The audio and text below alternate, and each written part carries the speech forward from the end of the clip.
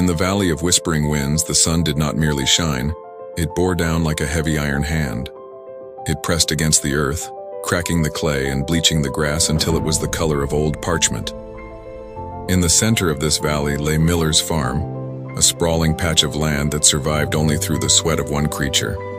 Bruno was a donkey of indeterminate age.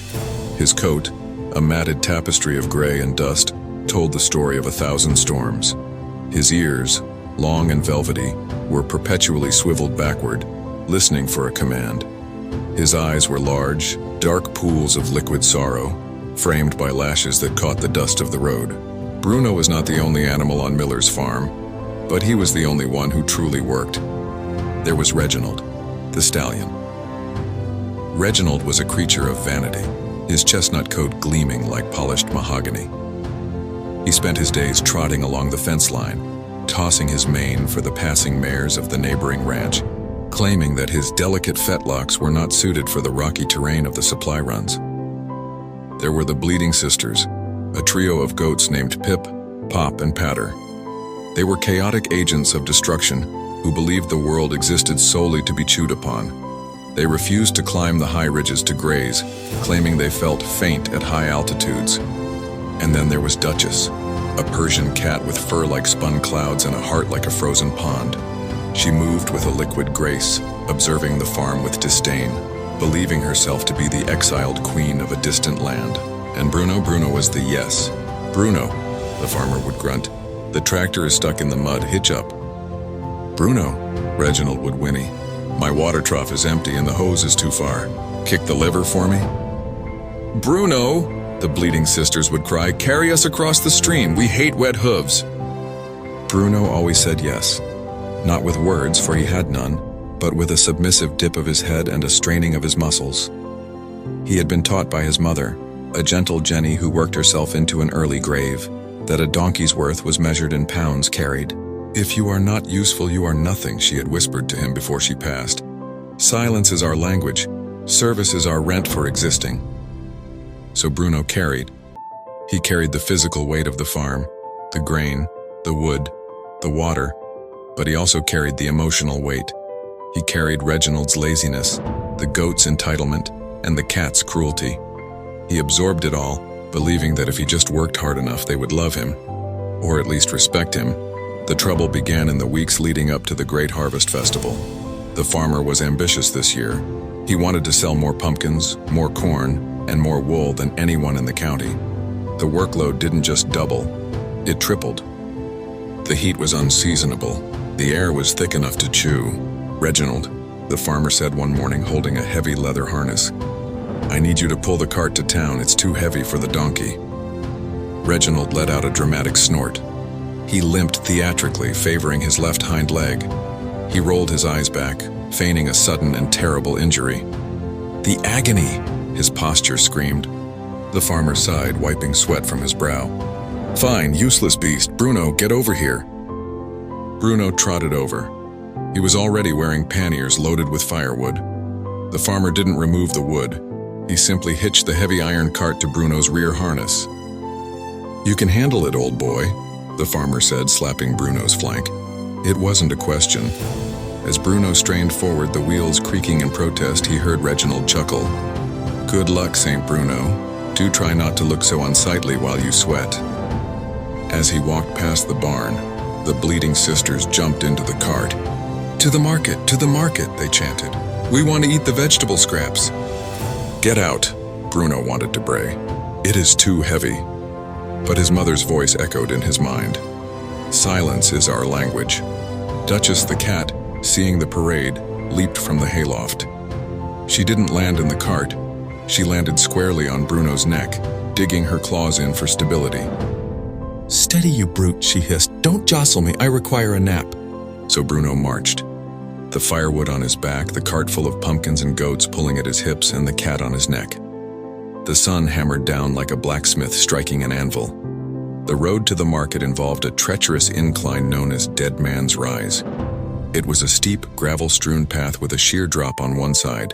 Halfway up the rise, Bruno's vision began to blur. The world swam in a haze of heat and gray spots. His breath came in ragged, wet gasps that sounded like tearing paper. Just one more step, he told himself, just one more. Faster, cried Pip the goat. The market closes at noon. Smooth out your gait, hissed Duchess, sinking a claw into his withers. Bruno's heart hammered against his ribs like a trapped bird.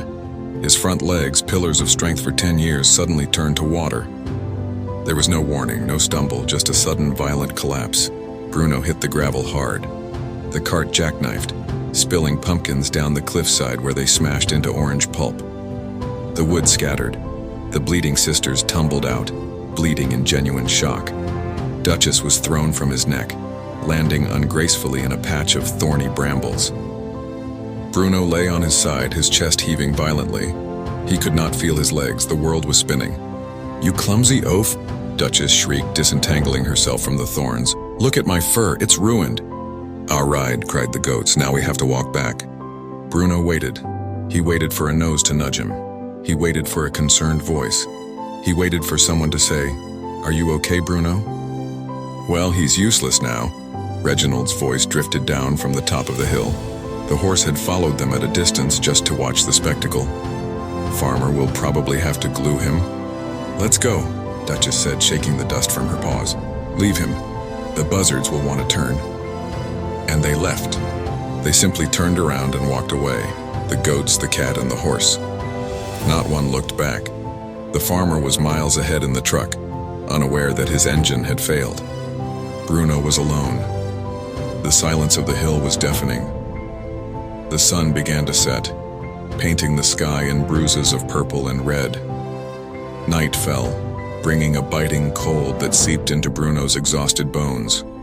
He was dehydrated, bruised, and broken-hearted. He had given them everything. He had broken his body for their comfort, and his reward was abandonment. A twig snapped. From the tree line, a pair of yellow eyes emerged. Then another. A wolf stepped into the moonlight. But this was not a frenzied scavenger. This wolf was old. His fur was silver, scarred from 100 battles. He moved with a slow, deliberate lethargy. He was missing half an ear. Bruno didn't flinch. He was too tired to be afraid of death. "Make it quick," Bruno wheezed. The wolf sat down on his haunches, wrapping his tail around his paws. He looked at Bruno with a strange intensity. "I am not here to eat you, donkey," the wolf rasped. His voice sounded like grinding stones. "Meat tasted better when it has a will to live. Your spirit tastes like ash." Bruno blinked. "They left me." "Of course they did," the wolf said calmly. "Why wouldn't they?" "I helped them," Bruno whispered. "I did everything for them." The wolf chuckled, a dry, rattling sound. "You think you were helping, you arrogant fool?" Bruno felt a spark of anger. "Arrogant? I was a servant." "You were an enabler," the wolf countered, stepping closer. "You stole their strength. By carrying the horse's burden, you made him weak. By carrying the goats, you made them lazy. By bowing to the cat, you made her cruel." The wolf circled Bruno, his shadow stretching long over the gravel. "You call it kindness, donkey, but it is fear. You are afraid that if you do not offer yourself as a sacrifice, you have no value. You are addicted to being used because you do not know who you are without the yoke around your neck." The words hit Bruno harder than the cart had. "What should I have done?" Bruno asked, tears cutting tracks through the dust on his face. "You should have let them walk," the wolf said. "To love someone is to let them struggle. Struggle creates muscles. Struggle creates character. You robbed them of their own lives by trying to live it for them." The wolf leaned in close, his hot breath smelling of pine and old blood. "There is a difference, donkey, between being a bridge and being a doormat. A bridge connects things. A doormat is simply something people wipe their filth on before entering the house." The wolf turned toward the forest. "Get up, Bruno, or stay here and die. The choice is the first thing that is truly yours." The wolf vanished into the dark. Bruno lay there for another hour. He replayed the wolf's words. "You robbed them of their struggle." He thought of Reginald's atrophy. He thought of the goat's helplessness. He thought of his own mother dying young and broken. A fire ignited in Bruno's belly. It wasn't the warm fire of service, it was the cold blue fire of self-preservation. He groaned. His muscles screamed in protest. He planted one hoof, then another. His knees shook violently. He gritted his teeth, baring them at the moon. "I am not a doormat," he growled. The sound was guttural, raw. He stood. He swayed, but he stood. He didn't walk back to the farm that night. He found a stream, drank deeply, and ate wild grass that grew on the ridge, grass the goats were too lazy to reach. It was the sweetest grass he had ever tasted. Chapter 6: The Silent Rebellion. 3 days later, Bruno returned to Miller's farm. The atmosphere was chaotic. The pumpkins were rotting in the field. The water troughs were empty. The farmer was red-faced and screaming at Reginald. When Bruno trotted into the yard, a cheer went up from the animals. "He lives!" cried Pip. "Thank goodness, my legs are so sore from walking to the trough." "About time," sniffed Duchess from the porch railing. "My cushion needs fluffing." "Good show, old boy," Reginald neighed. "Now be a pal and carry this saddle back to the tack room, it's chafing me." Reginald nudged the heavy leather saddle toward Bruno with his nose. Bruno stopped. He looked at the saddle, he looked at Reginald. The old Bruno would have apologized for being away. The old Bruno would have bowed his head. The new Bruno stood tall. He locked eyes with the stallion. "No," Bruno said. The silence that followed was absolute. The wind stopped blowing, the birds stopped singing. "I beg your pardon?" Reginald blinked, confused. "I said no," Bruno repeated, his voice steady and deep. "It is your saddle, it goes on your back, you carry it." "But I am a thoroughbred," Reginald sputtered. "I have delicate—" "You have 4 legs and muscles you haven't used in 3 years, Bruno interrupted. "Use them." Bruno walked past him toward the water trough. Duchess, sensing the shift in power and disliking it, leaped down to block his path. She arched her back, hissing, "Do not think you can insolently waltz back in here and—" Bruno didn't slow down. He didn't step around her. He simply kept walking. Duchess had to scramble frantically out of the way to avoid being trampled, falling into a mud puddle in her haste. "Watch where you are going," she shrieked. "I am watching," Bruno said calmly. "I am going to get a drink. You are in the way." The following weeks were difficult. The farm fell into disarray. The farmer tried to force Bruno to work excessively, but Bruno developed a new trick. If the load was fair, he carried it. If the load was abusive, or if it included work the other animals should be doing, Bruno simply sat down. He became immovable. The farmer yelled, he threatened, but he could not move 800 pounds of stubborn donkey. Eventually, the farmer gave up. "Fine, Reginald, you pull the plow," Reginald cried. He complained. He fell over. But eventually, under the threat of being sold for glue, Reginald pulled the plow. The bleeding sisters came to Bruno begging for grass from the ridge. "We are starving," they cried. "The grass is on the hill," Bruno said, chewing his hay. "Your legs work." "But it's steep." "Then you will get strong." Slowly, painfully, the dynamic of the farm shifted. Reginald's coat lost its artificial sheen but gained the rugged look of actual muscle. He stopped limping. He started to take pride in how much he could pull. The bleeding sisters climbed the ridge. They stopped being chaotic destructors of the barn and became true mountain goats, agile and strong. Duchess, realizing no one would carry her, learned to hunt mice again. She became leaner, sharper, and surprisingly, less bitter. She no longer had time to be cruel. She was too busy being a cat. A year later, the wolf returned to the edge of the forest. He watched the farm from the shadows. He saw Reginald trotting proudly with a cart of hay. He saw the goats dancing on the high rocks.